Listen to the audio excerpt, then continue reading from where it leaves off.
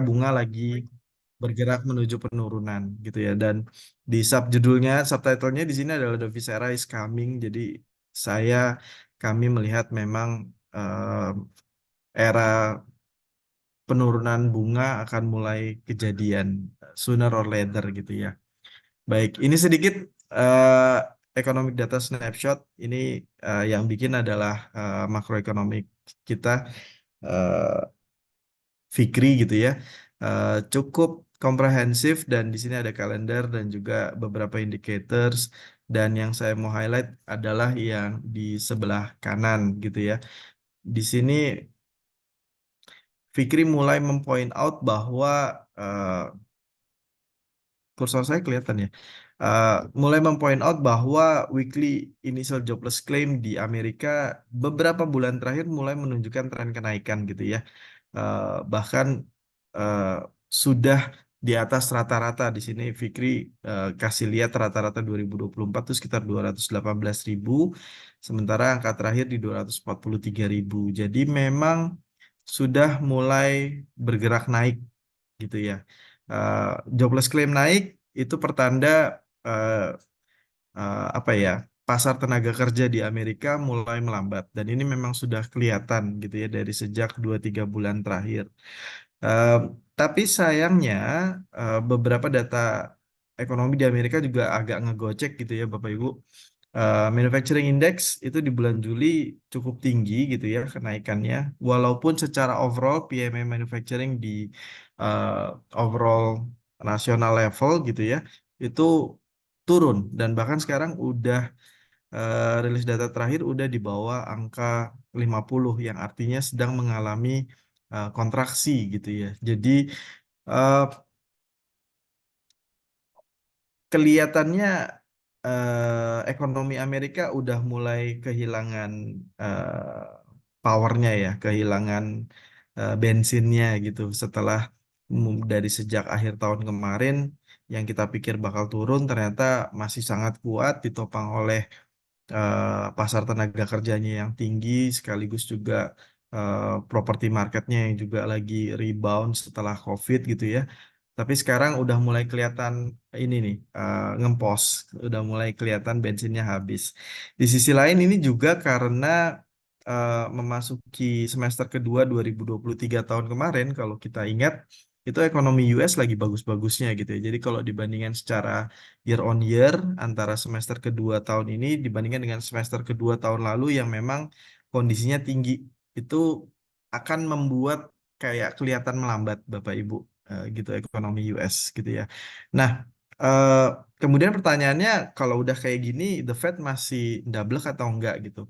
Em, Kita jujur dari awal tahun kita expect tadinya ada penurunan suku bunga gitu ya. Mulainya awalnya tadinya kita pikir Februari, terus mundur ke Mei, terus mundur ke Juli, ternyata nggak jadi juga. Ini memperlihatkan betapa The Fed eh, sangat berhati-hati gitu ya dalam keputusan dia untuk menurunin suku bunga. Walaupun padahal tanda-tandanya sudah ada, dan dampak dari mereka tidak nurunin suku bunga itu udah kelihatan di ekonominya mereka saat ini. Jadi udah mulai kepepet kalau menurut saya The Fed untuk tidak nurunin suku bunga gitu ya.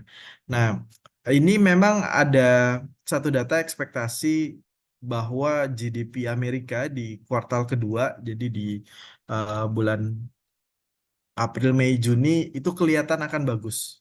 Tapi jangan lupa juga eh, kalau ini kuartal kedua yang hijau, sebelahnya adalah kuartal pertama. Bapak Ibu bisa lihat bahwa di kuartal ketiga dan kuartal keempat GDP Amerika tuh tinggi sekali Bapak Ibu. Jadi kalau tahun ini bisa tumbuh 1,9% tuh lawannya cuman yang ini ya, yang low base atau yang ecek-ecek lah di tahun kemarin. Tapi di kuartal 3 ini akan kelihatan menjadi sangat challenging, akan kelihatan sangat berat untuk bisa ekonomi US memperlihatkan angka pertumbuhan yang sama kayak sekarang gitu ya.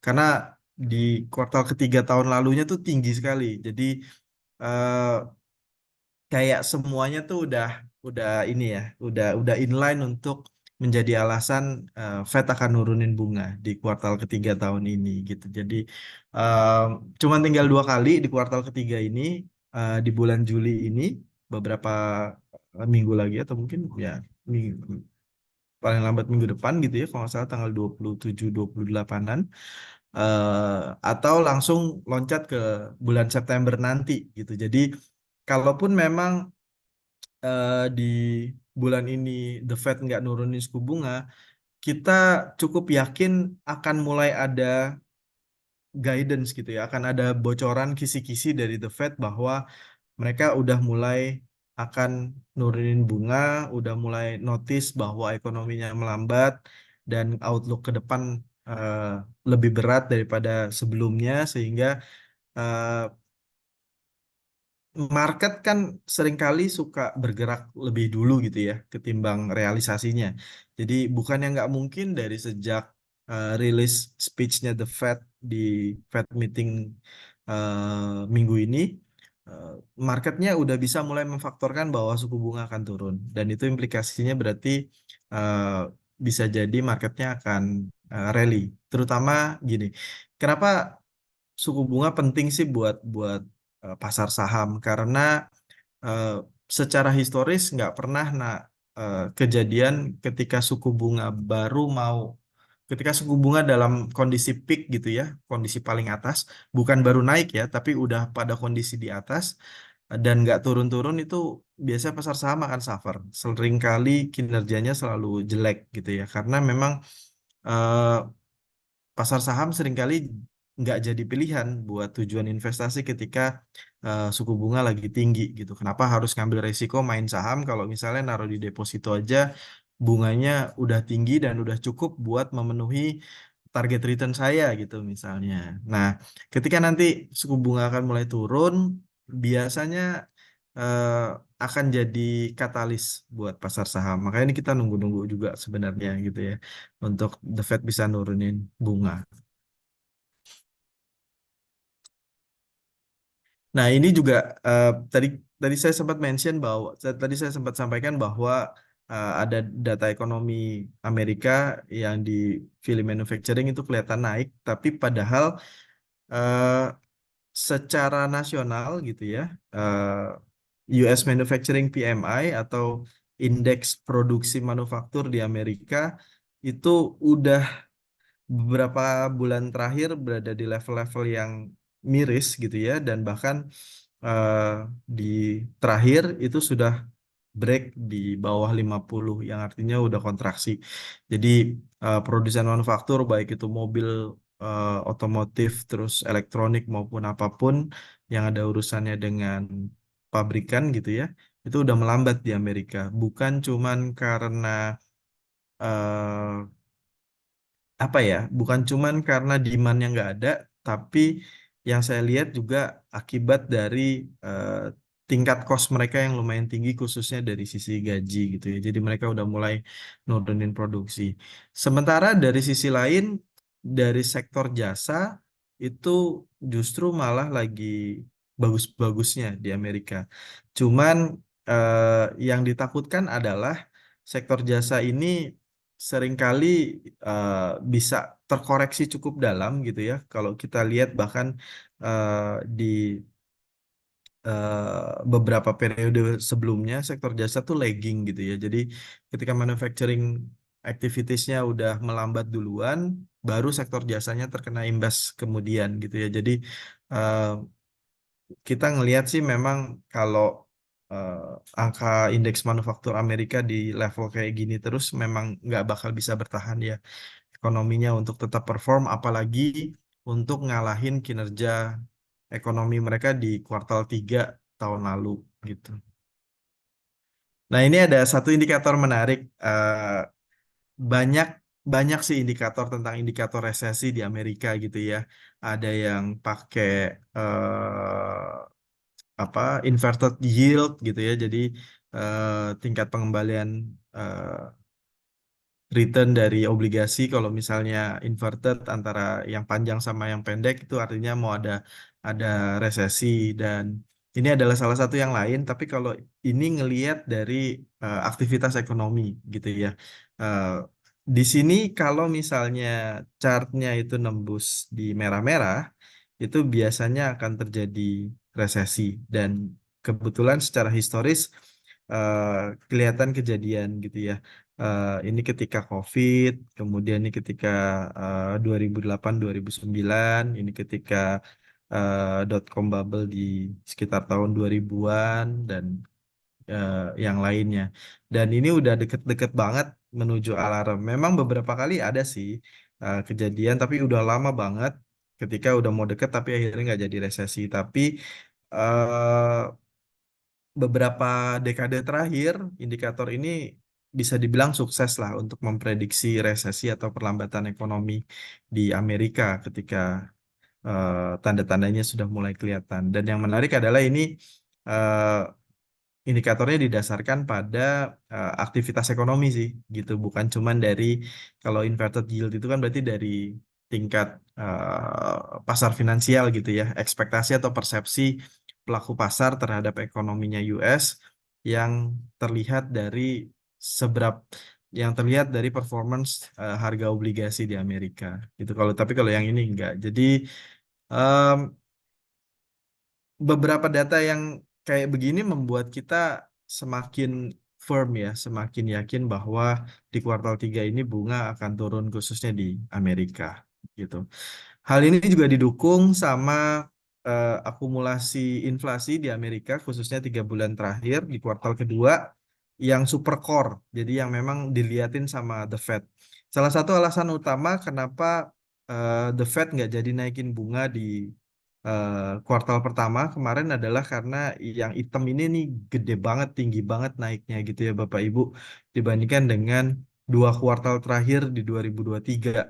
Karena di akhir tahun 2023 kita dengar santer sekali bahwa US pasti akan nurunin suku bunga, tapi ternyata ada pressure inflasi. Kebanyakan karena harga pasar tenaga kerja di sana dan juga karena harga rumah. Nah, ini udah akan mulai turun di kuartal 2 dan akan berlanjut turun di kuartal ketiga nanti gitu. Jadi eh, buat saya ini juga ngasih ruang ya untuk The Fed buat mereka ibaratnya diizinkan lah untuk nurunin suku bunga kalau dilihat dari sisi inflasi juga gitu. Nah, ini kita lihat eh, probabilitas dari Fed akan nurunin bunga seberapa banyak. Jadi kalau dari sini kelihatan bahwa secara survei di bulan Juli tanggal 31 nanti itu Fed masih akan maintain suku bunganya gitu ya di 525 sampai 550 eh, basis point. Dan sudah hampir 100% ya karena 94% survei ekspektasinya nanti di September bunga akan turun 25 basis point. Dan eh, kemudian yang kita perhatikan adalah seberapa banyak sih Fed bakal nurunin bunga sampai akhir tahun. Artinya di 2024 ini berapa kali penurunan? Eh, Ekspektasi konsensus dasarnya adalah 2 kali penurunan 50 basis point gitu ya sampai 4,75.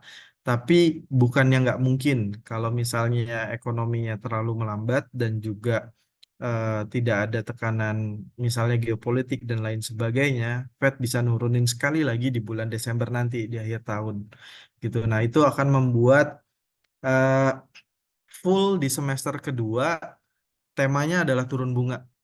Coba kita bisa bayangin Bapak Ibu ketika eh, satu semester kemarin temanya adalah Fed nggak nurun-nurunin bunga, higher for longer, marketnya tuh lesu banget.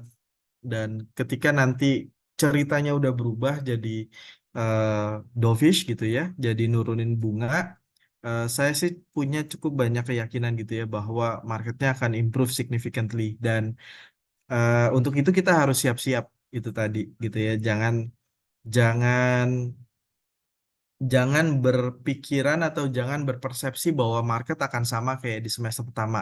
Saya pikir ini akan jauh berbeda ya nuansanya ya market untuk di semester kedua nanti gitu.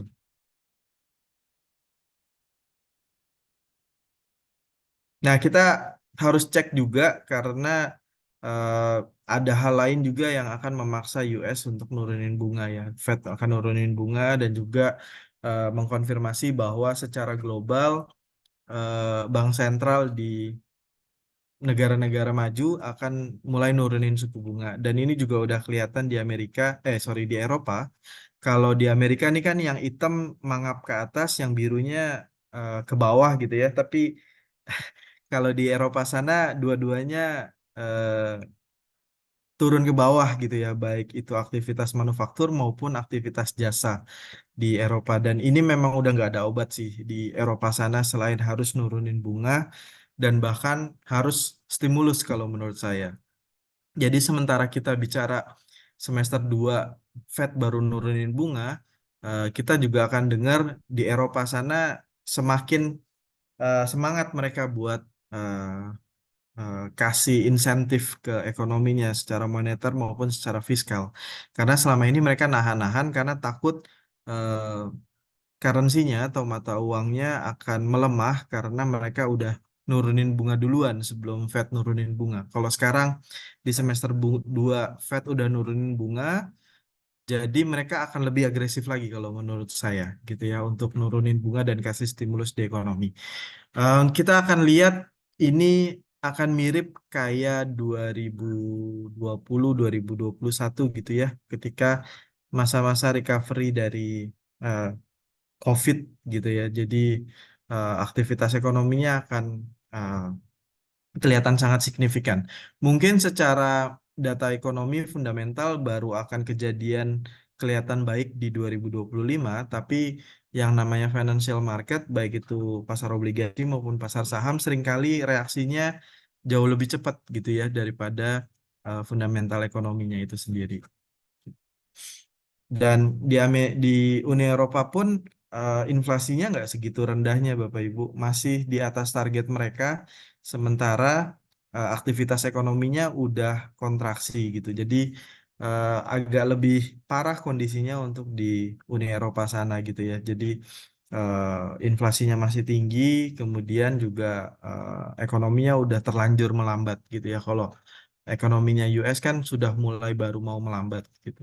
Jadi ini juga sesuatu yang harus diadres, yang harus diperhatikan, tapi eh, bisa dibilang cara satu-satunya adalah dengan nurunin bunga gitu untuk Amerika, untuk di Uni Eropa. Nah, Cina sendiri nyolong start Bapak Ibu ternyata. Cina sendiri udah nurunin bunga, terakhir nurunin 25 basis poin, tapi penurunan yang terakhir tuh agak beda. Kalau sebelum-sebelumnya, iya mereka nurunin bunga, tapi bisa dibilang benchmark bunga untuk lending, untuk kreditnya tuh nggak turun. Jadi kayak Bapak Ibu lihat ini eh, yang hitam udah sempat diturunin di pertengahan sekitar bulan Maret, April gitu ya. Mereka nurunin, tapi acuan bunga yang lain tuh nggak diturunin sebenarnya. Jadi ini cuman gimmick lah ibaratnya. Tapi di tren penurunan bunga yang terakhir itu inline. Eh, Hampir semua benchmark rates-nya itu mengalami penurunan atau diturunin sama pemerintah Cina. Dan kita juga dengar lah beberapa berita bahwa Cina akan mulai melakukan stimulus yang besar-besaran. Saya pikir ini langkah yang baik dan masuk akal sih, cerdik sih menurut saya karena selama ini Cina nunggu-nunggu sampai kapan nih US mau nurunin bunga. Karena kalau mereka nurunin bunga duluan sementara US nggak nurunin bunga sebenarnya agak rugi buat buat Cina gitu ya, nanti kena ke mata uangnya, kemudian juga ibaratnya kayak garamin lautan juga gitu kalau benchmarknya nggak turun atau Fed rate-nya nggak turun. Tapi kelihatannya mereka udah ngelihat tanda-tanda gitu ya. Mungkin mereka juga bisa melihat dari data-data perdagangan mereka ekspor import ke US yang mulai memang kelihatan melambat sekali sih di dalam 3 bulan terakhir. Jadi akhirnya Cina mutusin untuk nurunin bunga duluan dibandingkan the Fed.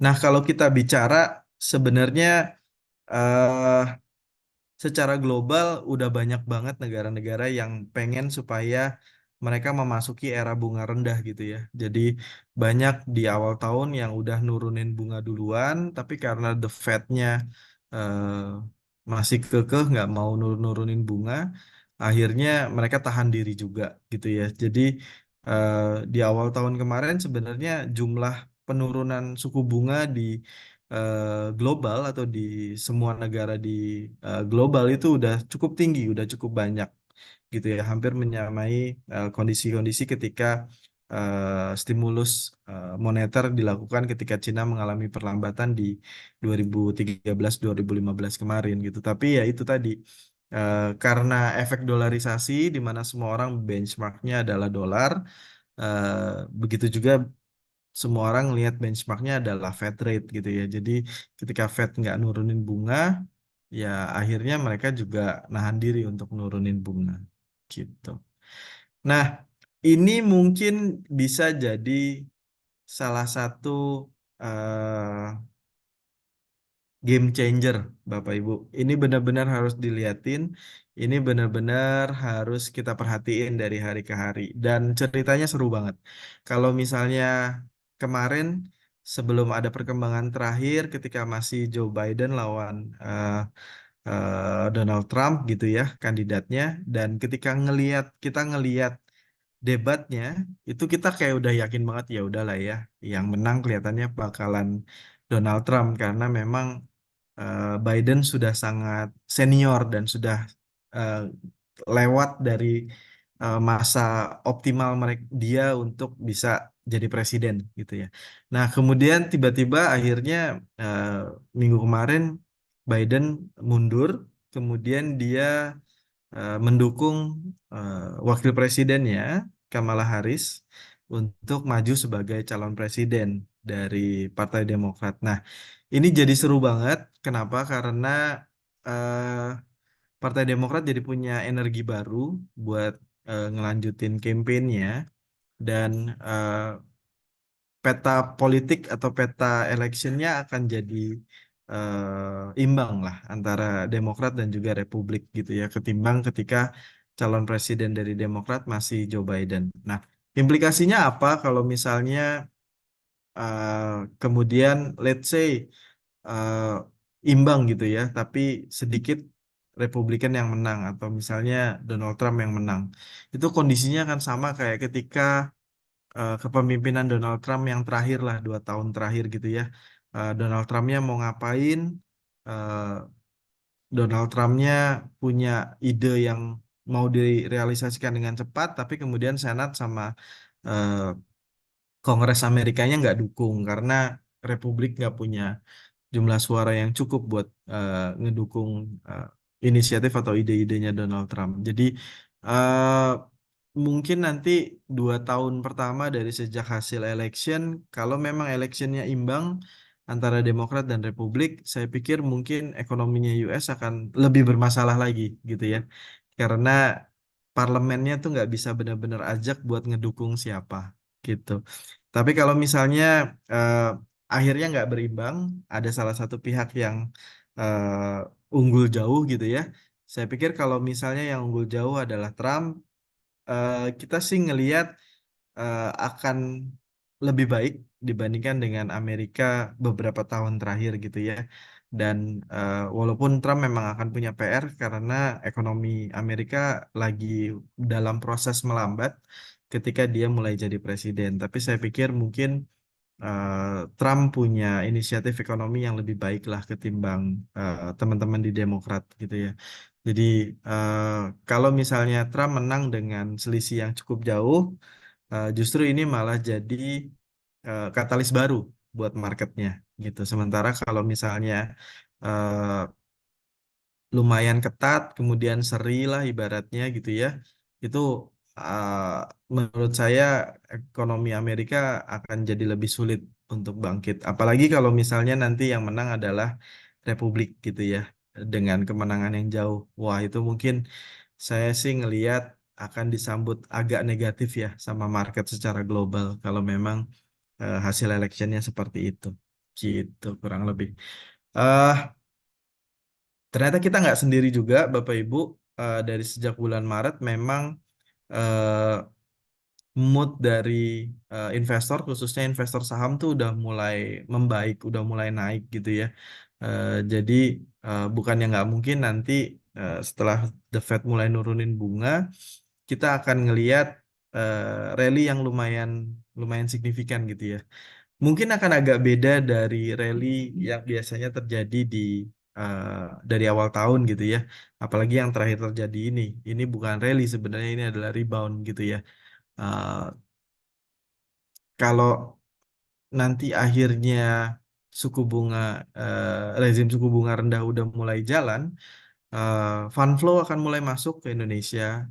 Jangan jangan jangan dilihat bahwa selama 1 bulan terakhir nih eh, fund asing udah masuk ke sektor banking gitu ya, termasuk juga beberapa yang big caps. Belum belum ini belum ada apa-apanya Bapak Ibu.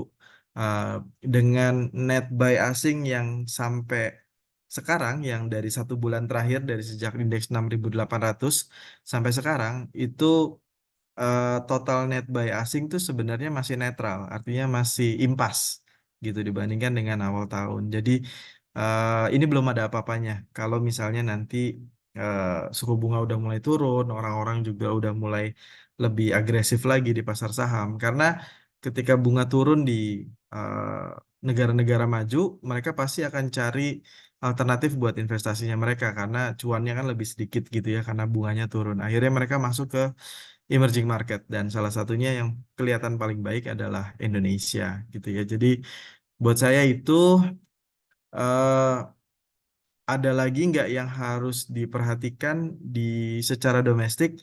Ada Bapak Ibu. Kalaupun memang Bapak Ibu mau mulai apa ya masuk atau nambah, saran saya setelah rilis kinerja keuangan di semester pertama, ini kan udah baru mulai ada ini nih rilis kinerja keuangan di kuartal kedua gitu ya.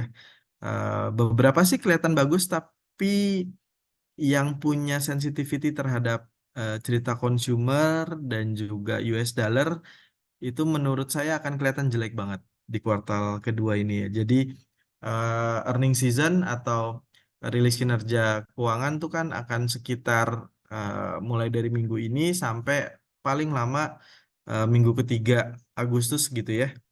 Jadi atau mungkin minggu kedua Agustus paling lama gitu. Dan dari sejak itu pada periode itu mending agak-agak adem aja Bapak Ibu, jangan terlalu agresif.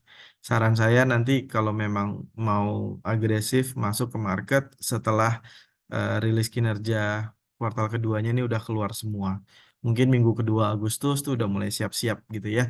Eh, tapi dari sekarang sampai minggu kedua Agustus saya pikir tahan diri dulu gitu ya karena akan kelihatan jelek nih earning seasonnya kalau menurut saya dan akan ada banyak earnings downgrade. Artinya analis akan banyak nurunin proyeksi keuangan mereka ke emiten gitu ya karena memang realisasi di kuartal kedua jelek. Kenapa? Karena kuartal kedua tuh secara full rupiah kita ada di kisaran 16.200 gitu ya.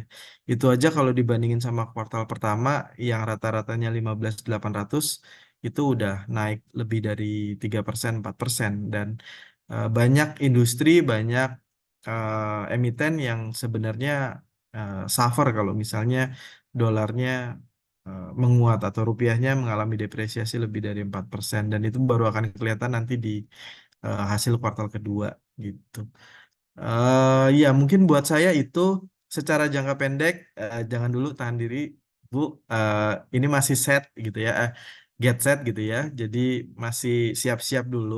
Nanti kalau boleh setelah lewat minggu kedua Agustus silahkan kalau mau memang lebih agresif lagi di pasar saham gitu ya.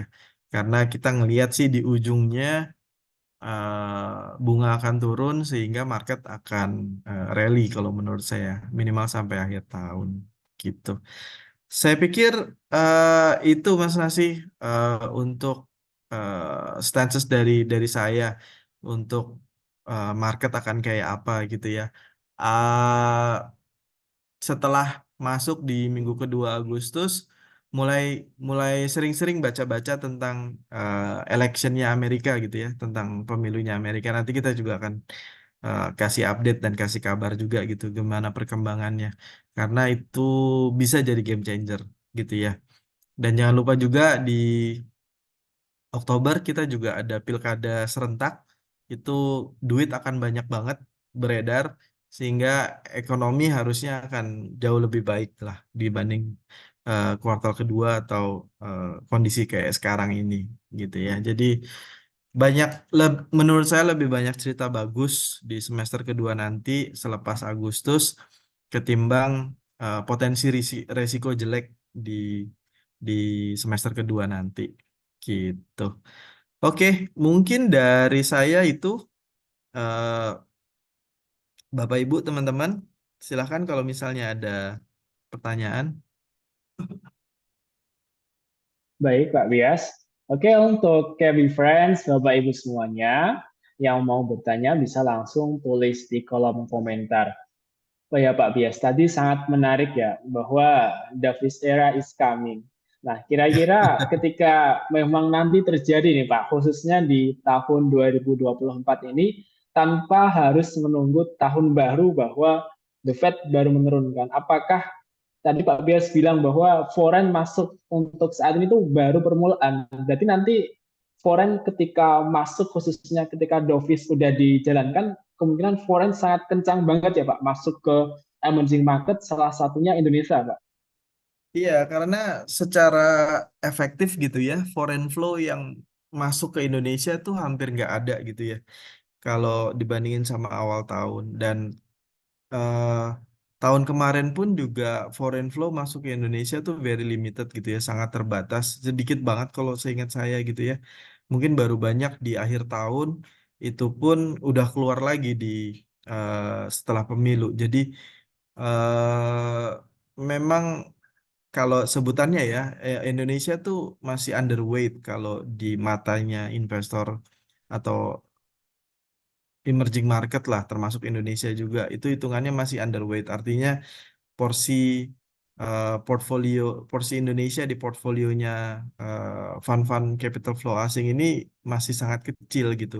Bahkan mungkin turun jika dibandingkan dengan kondisi di 2022 misalnya. Jadi ya kalau memang ceritanya adalah bunga turun dan mereka harus keluar dari Amerika dan develop market gitu ya, dan pasar saham negara maju, mereka pasti akan masuknya ke Indonesia salah satunya sih. Dan kita sih jagain aja jangan sampai ini ya kehilangan barang gitu ya. Karena kalau mereka masuk kadang kita kaget terus kitanya malah jadi FOMO sendiri. Eh, Menurut saya mendingan udah mulai nyicil sampai sekarang dari sekarang, eh, bukan dari sekarang, dari minggu kedua Agustus gitu ya Bapak Ibu teman-teman sekalian. Itu menurut saya akan lebih baik sih gitu. Baik, Pak Bias. Tadi mengupas terkait pemilu ya Pak, khususnya di US, Ya. mengingat Trump ketika ada percobaan pembunuhan, itu pamornya, tingkat surveinya itu kepada Trump sangat meningkat banyak Pak.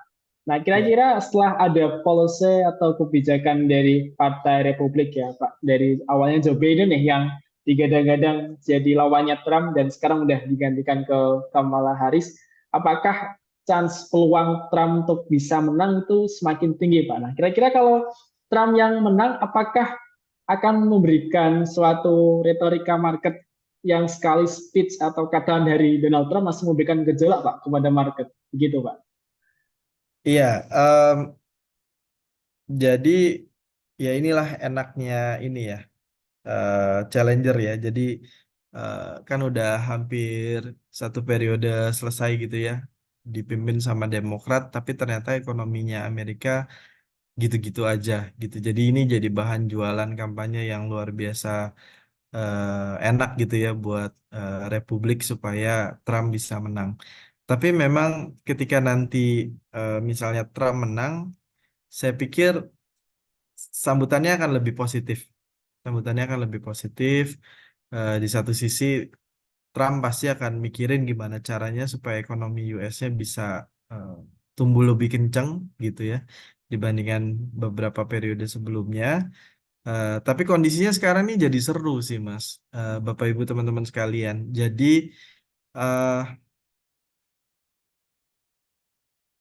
kalau misalnya Trump disandingin lawannya sama Biden, memang kemungkinan besar Trump menang.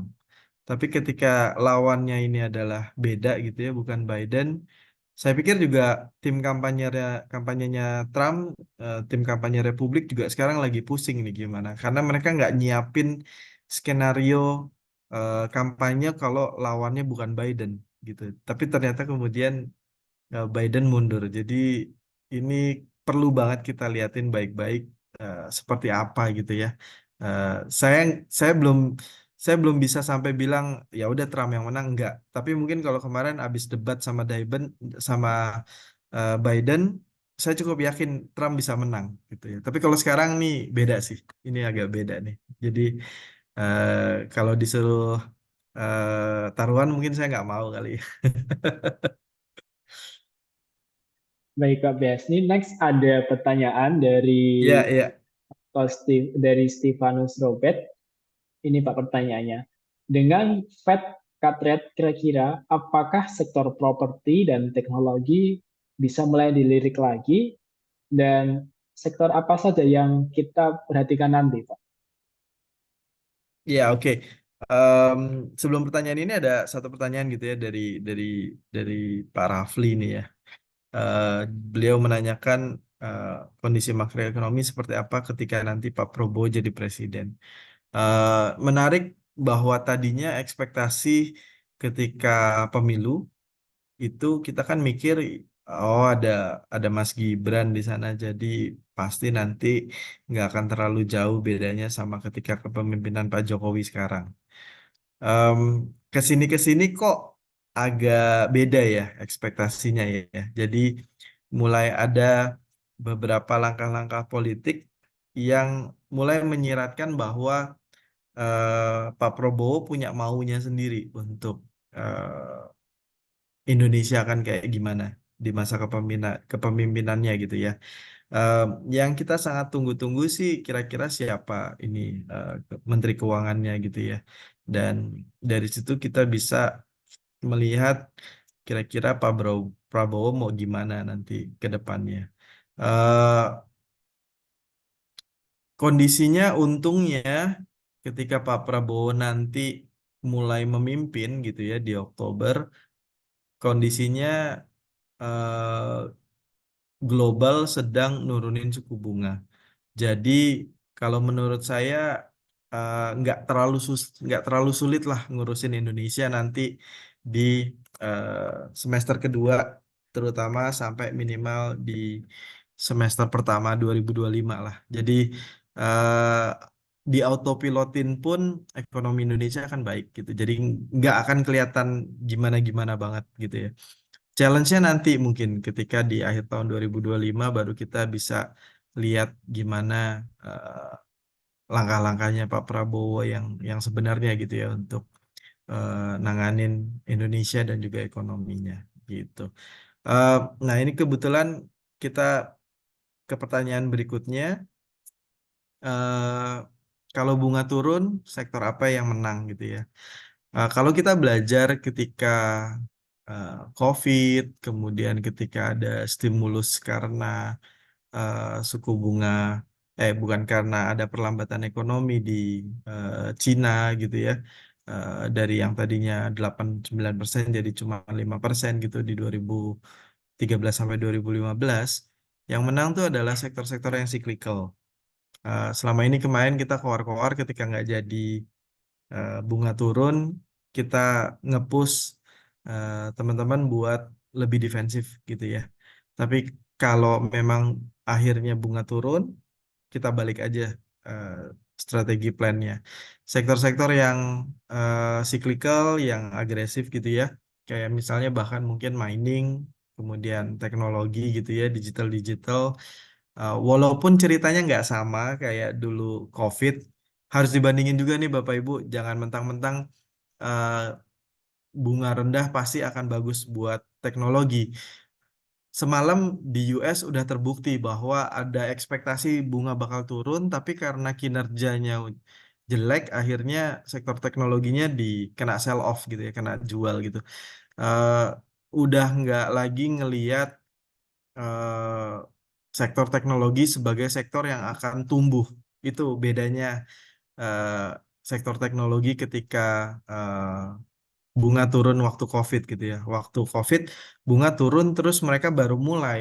Jadi pertumbuhannya bisa ratusan persen gitu ya. Nah, sekarang sektor teknologi ini dihadapkan pada satu, mereka udah jadi gede.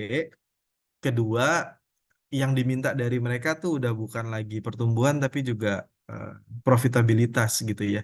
Jadi eh, buat saya memang pasti akan ada sentimen positif ke sektor teknologi, tapi kalau menurut saya sih ada sektor lain ya yang bisa dilihatin lebih lebih lebih baik lagi gitu eh, sentimennya dari penurunan bunga. Perbankan salah satunya, kemudian otomotif gitu ya, yang consumer-consumer lah ya. Menurut saya itu juga akan pulih, khususnya nanti jangan lupa ada pilkada serentak, itu duit banyak banget. Kemudian komoditas, kalau yang mungkin nggak akan seperform itu yang defensif-defensif kayak infra, telco, kayak gitu-gitu mungkin nggak akan terlalu naik banyak gitu ya ketika eh, bunganya turun. Memang secara overall menurut saya market akan naik, tapi eh, sektor-sektor yang tadi yang mungkin akan lebih baik. Eh, Sektor CPO apakah akan bangkit lagi? Eh, ini sektor yang sebenarnya sangat dipengaruhi sama pertumbuhan ekonomi global gitu ya. Eh, saya nggak ngelihat CPO bisa eh, harganya lebih mahal daripada 4.500 ringgit Malaysia atau 5.000 ringgit Malaysia ya. Jadi dari situ aja sebenarnya yang bisa bikin bagus performance-nya sektor ini adalah mungkin di kuartal kedua ini akan kelihatan bagus nih karena dolarnya menguat kan karena rupiah mengalami pelemahan jadi dari sisi bisnis mereka akan kelihatan bagus. Cuman bukan termasuk sektor yang akan diuntungkan ketika eh, suku bunga lagi turun kalau menurut saya ya gitu. Apa impact ke pasar komoditas apabila Trump yang menang atau Kamala yang menang? Kalau Trump yang menang, saya cukup yakin ya komoditas yang berbasis energi akan naik gitu ya. Karena pendekatannya Republikan tuh agak beda gitu ya. Mereka nggak terlalu suka yang green-green, mereka lebih suka yang murah gitu. Jadi eh, komoditas sektor energi sejauh ini selalu rally kalau misalnya Republikan yang menang gitu. Jadi mungkin itu yang bisa diantisipasi.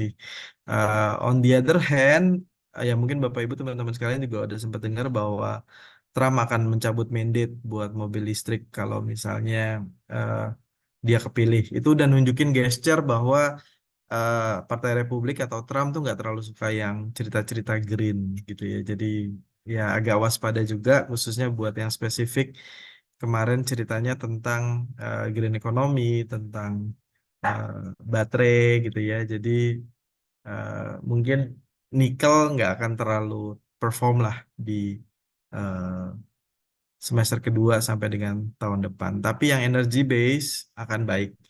Makanya mungkin boleh coba liatin saham-saham batu bara gitu ya.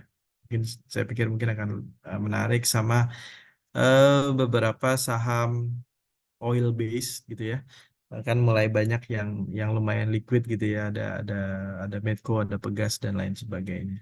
Gitu. Mungkin itu Bapak Ibu. Eh, Baik, Pak Bias.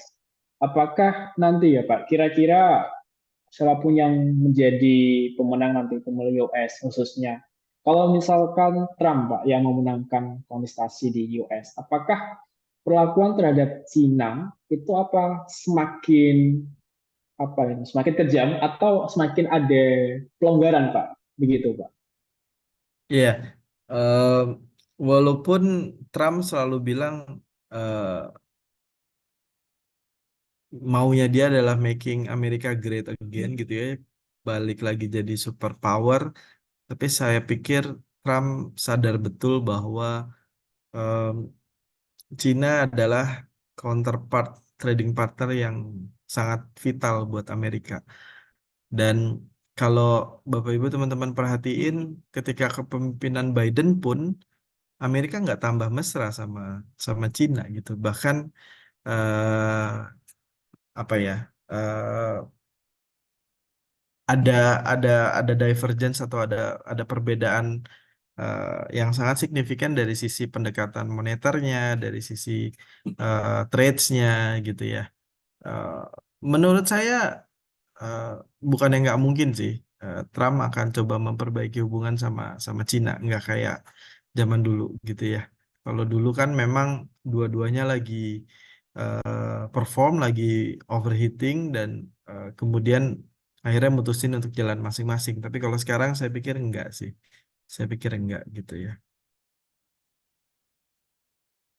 Baik, Pak Bias. Tadi ada poin menarik ya, Pak. Ini misalkan kalau Trump menang, salah satu yang mungkin cukup ada impact gede itu adalah EV, kendaraan yang listrik, khususnya yang berasal dari luar US, Pak.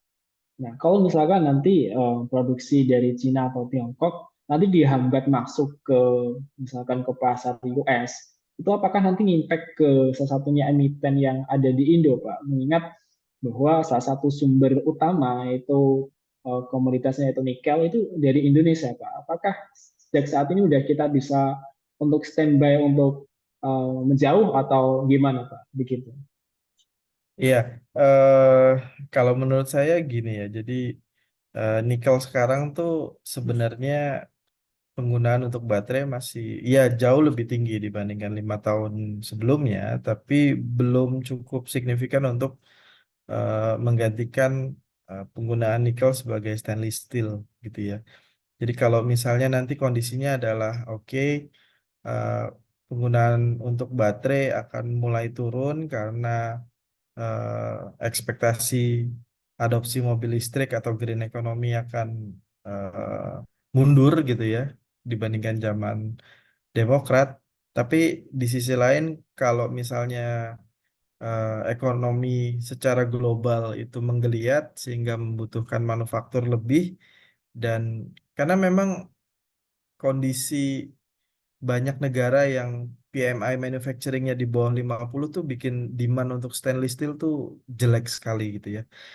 Lebih lagi dengan kondisi pasar propertinya Cina juga sangat jelek gitu ya. Jadi kalau misalnya nanti eh, ekspektasi demand untuk nikel dari baterai turun tapi demand dari stainless steel naik, itu masih tetap akan kelihatan naik loh secara overall demand loh Mas Nasi dan Bapak Ibu semua. Jadi eh, bukan sesuatu yang jelek juga sih gitu. Cuman ceritanya beda aja gitu kalau menurut saya ya. Dan kayaknya bukan cuman EV ya, tapi juga eh, konsep green economy itu nanti akan berubah ketika Trump menang gitu ya. Jadi yang memang secara biaya itu nggak masuk, tapi bawa-bawa green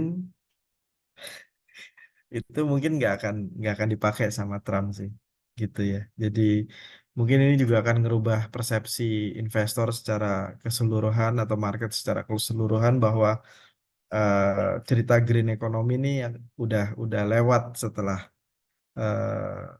Partai Demokrat nggak sorry Partai Demokrat nggak menang di pemilunya US gitu.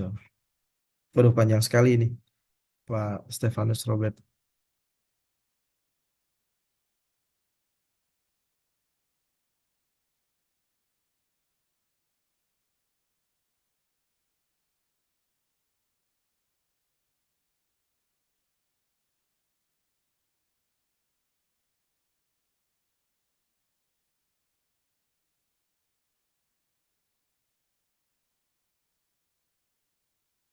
Iya, menambah kapasitas produksi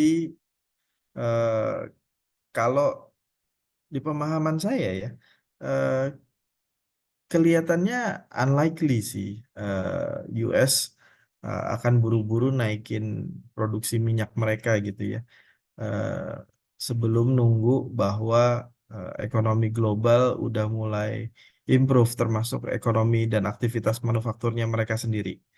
Eh, Sebenarnya kalau secara fundamental gitu ya, nggak nambah ininya produksi minyaknya US karena kebutuhan mereka di dalam negeri juga tidak tidak bertambah gitu karena manufacturing indexnya eh, aktivitas manufakturnya sangat rendah. Kalaupun nanti eh, produksinya naik, jangan lihat cuman dari sisi wah suplainya nambah gitu ya karena volume produksinya naik. Tapi pasti ada alasannya kenapa dinaikin. Bisa jadi karena memang secara demand, secara permintaan akan energi khususnya minyak itu juga ikutan naik seiring dengan manufacturingnya yang udah kembali pulih gitu ya. Karena benar-benar deh ceritanya harga minyak di kondisi bunga lagi tinggi ini lebih karena supply, bukan karena demand. Demandnya tuh secara gradual dan konsisten tuh sebenarnya turun, Bapak Ibu teman-teman semua gitu. Jadi em, ya mungkin ceritanya akan berbalik lah untuk ketika nanti udah bunga turun, kemudian nanti Trump yang naik gitu. Itu sih kalau menurut saya. Baik, Pak. Ini kalau kita melihat dari sisi domestik ya, Pak, salah satu ada suntikan dana gede yang mungkin sudah disetujui oleh Dewan Eksekutif DPR, yaitu penanaman modal, Pak, kepada beberapa emiten BUMN seperti Wika, ADI, GTPP. Apakah nanti secara nggak langsung dengan adanya penurunan suku bunga itu bisa membuat sektor-sektor khususnya infrastruktur itu bisa menggeliat lagi, Pak? Saya pikir sektor-sektor ini tidak bergantung sama bunga ya, Mas Nasi. Jadi sektor-sektor ini butuh lebih dari bunga yang turun. Yang lebih penting kelihatannya adalah apa ya alokasi budget infrastruktur yang lebih tinggi gitu. Menurut saya itu yang bisa nyelamatin di luar dari restrukturisasi atau penyehatan gitu ya. Cuman ya gitu. eh, apakah itu akan jadi fokus dari pemerintahan baru terkait dengan infrastruktur? Apakah lebih gede daripada komitmennya Pak Jokowi atau enggak? Sementara kalau untuk restrukturisasi BUMN-BUMN ini, kalau misalnya nggak kejadian sebelum pergantian menteri atau pergantian presiden, kayaknya realisasinya akan mundur cukup lama menurut saya. Karena pasti pemerintahan baru, menteri baru akan butuh waktu buat evaluasi terkait dengan ide-ide strategi yang dicanangkan pemerintah sebelumnya gitu ya. Belum tentu mereka akan langsung inline jalanin ide-ide sebelumnya, pasti mereka punya pemikiran sendiri dan butuh waktu lah. Eh, Kalau Bapak Ibu teman-teman ingat itu sempat di 2015 walaupun memang janjinya Pak Jokowi waktu itu adalah eh, mau ngegenjot infrastruktur, tapi aktivitas infrastruktur di 6 bulan setelah ganti presiden tuh lambat sekali, gitu. Jadi ya, menurut saya itu juga hal yang akan kejadian sih nanti kalau misalnya ada pergantian pemerintah. Jadi sektor infrastruktur belum lah, belum. Dan bukan termasuk sektor yang diuntungkan oleh penurunan suku bunga. Properti justru akan lebih baik outlook-nya menurut saya ketimbang sektor infrastruktur ya. Atau karya-karya ini ya mas ya. Baik, Pak Bias. Oh iya, Pak. Ini tadi kemungkinan apakah dengan adanya pemangkasan The Fed, nanti nilai mata uang rupiah kita kemungkinan apa, Pak? Apakah semakin terdepresiasi atau ada peluang untuk comeback strong lagi, Pak? Rupiah ya, jadi secara natural ketika Amerika nurunin bunga akan ada semacam adjustment atau penyesuaian di dolar index di US dollarnya sendiri yang biasanya akan mengalami eh, pelemahan gitu ya. Nah, di luar itu, di luar dolar yang akan melemah, kalau memang nanti ada dana asing masuk ke emerging market termasuk Indonesia, menurut saya itu akan juga jadi katalis untuk rupiah kembali menguat. Jadi ekspektasi kita sih bahkan Kemarin Fikri baru update ekonomi kita akhir tahun rupiahnya ekspektasinya di 15.860 gitu ya. Jadi menguat dibandingkan level sekarang untuk di akhir tahun nanti. Mungkin itu bisa jadi gambaran juga sih Mas. Baik, Pak Pias. Dan juga ya Pak, harapannya setelah ada pemangkasan suku bunga, itu tuh nanti yang awalnya banyak teman-teman investor mengalokasikan dananya di obligasi, itu nanti bisa peluang besar apakah nanti switch pilihannya opsinya ke saham, Pak? Atau bagaimana? Iya, itu juga ya yang jadi masalah kenapa pasar sahamnya sepi gitu ya.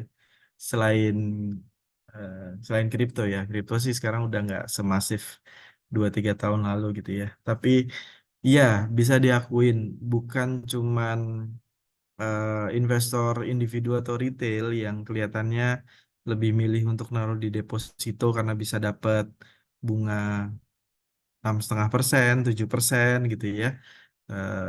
Tapi memang investor institusi yang besar-besar pun itu juga melakukan hal yang sama. Mungkin dari sisi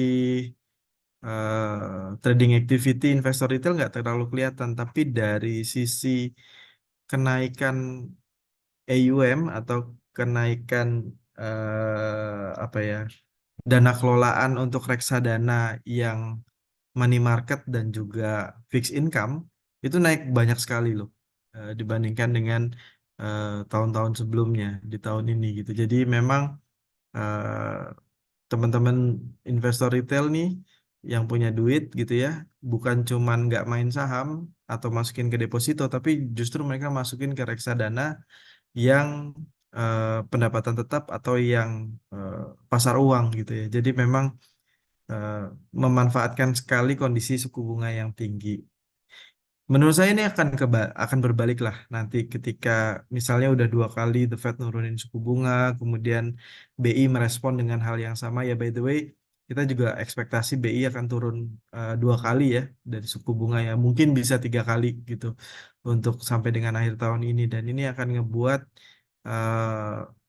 mulai banyak uang-uang yang selama ini parkir di eh, pasar uang gitu ya, di deposito dan juga di obligasi pendapatan tetap mulai masuk ke saham gitu. Itu sebenarnya menurut saya ya Mas ya. Jadi eh pokoknya kalau ceritanya suku bunga turun, bensinnya banyak banget deh buat pasar saham kalau menurut saya Mas, gitu ya. Baik itu dari luar ataupun dari pemain atau investor lokal sendiri gitu. Itu efeknya langsung, Pak Pak. Pias. Nggak langsung mungkin ya setelah 2 kali eh, turun bunga gitu ya. Mereka pasti akan nunggu, oh nih bang, saya dapatnya berapa nih dari bank nih setelah bunga turun nih kalau di rollover deposito saya. Eh, Kalau cuman turun dikit ya mungkin saya akan tetap stay gitu kata mereka. Tapi kalau tiba-tiba bank nurunin deposit rate-nya lumayan banyak, baru mereka akan mulai spillover. Minimal karena bunga deposito turun kan kinerja reksadana money market juga akan turun tuh. Nah, mereka akan mulai narikin tuh duit mereka dari reksadana money market gitu ya. Mulai masuk ke instrumen lain misalnya reksadana saham. Kita nggak minta mereka langsung masuk ke pasar saham deh, masuk ke reksadana saham aja gitu ya. Itu juga udah pasti akan jadi bensin tambahan buat buat pasar saham kita gitu. Berarti kalau misalnya habis dari pengumuman BI rate, terus kita Ya, monitor masing-masing bank gitu ya, apa namanya, boleh eh, juga, boleh juga kalau atau memang. terus misalnya atau langsung aja ke misalnya instrumen yang saat itu kita pantau gitu. Itu biasanya maksudnya gini, oh sekarang diumumkan, itu kapan sih dia mereka mengumumkan misalnya kalau untuk di reksadana apa sih setelah 2 hari, 3 hari atau langsung gitu? Biasanya nunggu BCA yang ngerespon dulu. Pasti bank-bank yang gede dulu yang akan ngerespon, dan itu cepat biasanya setelah apa namanya setelah BI rate diumumin turun ya. Biasanya adjustmentnya akan cepat kalau misalnya turun karena buat mereka itu jadi alasan yang sangat kuat buat nurunin ya biaya mereka ya, cost of fund mereka ya. Jadi biasanya gitu tuh kalau Gercep eh, ya Pak ya? kalau Itu kenapa bunyi hari-hari? Hitungannya saya pikir bisa hari atau minggu lah. Oke, Nggak oke. nunggu sampai bulan berikutnya mereka baru adjust mereka punya deposit rate turun ya. Kalau memang BI udah nurunin bunga. Baik Pak Bias, ini masih ada pertanyaan Pak dari Pak Abdurrahman. Ini kalau BI rate udah diturunin, misalkan kalau ada yang punya hutang tuh atau dan simpanan, apakah nanti langsung impact Pak, berubah gitu Pak? Utang kredit gitu ya. Iya Pak, mungkin seperti itu Pak. Kalau bunga lagi bergerak naik, eh, kredit bunga kredit naik lebih cepat daripada bunga deposito. Tapi kalau bunganya mulai turun, itu bunga deposito lebih cepat turunnya daripada bunga kredit gitu. Malah kadang-kadang nggak turun bunga kreditnya. Nah, Biasanya itulah ya Pak. yang akan kelihatan turun tuh kredit-kredit baru gitu ya. Tapi kredit-kredit yang floating tuh kalau nggak ditelepon sama emak-emak biasanya nggak bakal diturunin sama sama bank sih gitu. Siapa tahu kan debiturnya lupa gitu ya kalau bunganya masih bunga tinggi. Jadi proses adjustment dari bunga kredit ketika bunganya lagi turun tuh lebih lambat gitu. Jadi ya mungkin kayak gitulah. Itu juga tergantung sih sama tingkat kompetisi. Tapi kalau kondisi eh, perbandingan sekarang saya pikir nggak gimana-gimana sih gitu ya. Itu dari sisi likuiditas. Iya Pak Bias, benar banget ya Pak. Kalau bunga deposito ada penurunan gercep banget, tapi kalau bunga kredit ada penurunan, Pak itu kalau ditelepon mama baru diturunin ya Pak. Betul. Gitu. Baik Pak Bias, ini ada pertanyaan lagi. Terkait stimulus, apakah Indonesia akan memberi stimulus pada pertahanannya? Lalu bagaimana menurut Pak? Ya, jadi kalau kita bicara pemerintahan baru akan ada stimulus atau enggak, em, saya pikir secara budget APBN nggak bisa sebegitu gedenya, gitu ya. Eh, Perlu diingat kenapa Pak Jokowi dulu di awal pemerintahan yang pertama bisa ngasih stimulus infrastruktur segitu gedenya. Itu karena dia naikin harga BBM, Bapak Ibu, teman-teman. Jadi budget subsidi energi itu turun drastis dari sejak pemerintahan Pak SBY, sehingga duitnya bisa dipakai buat ngasih ke stimulus infrastruktur.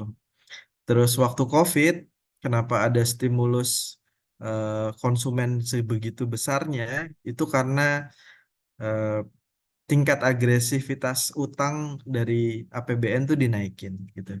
Saya pikir sekarang bukan lagi pada kondisi itu ya, mau realokasi budget di APBN dari satu pos ke pos lain juga udah nggak bisa menurut saya, udah optimum bagus kalau menurut saya gitu ya.